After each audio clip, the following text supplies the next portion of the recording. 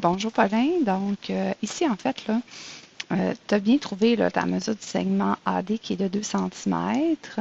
Ensuite, tu as trouvé l'air. OK, tu es allé calculer l'air. Mais base fois hauteur divisé en 2. Par contre, l'air, ça va être l'air du bac à sable réel que tu vas devoir venir trouver. OK?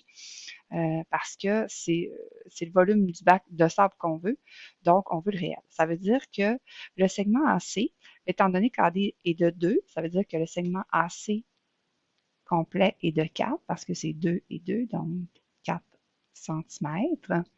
Ça, c'est pour le plan.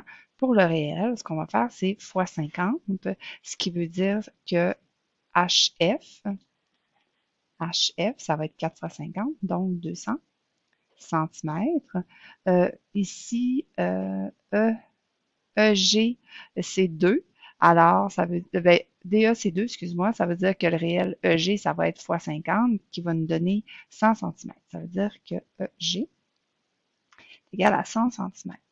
Donc, c'est avec ces mesures-là que tu vas venir trouver vraiment l'air du bac à sable, parce que c'est l'air de la base, fois la hauteur. Et la hauteur, elle est de 30 centimètres. Donc, on a 30 centimètres d'épaisseur.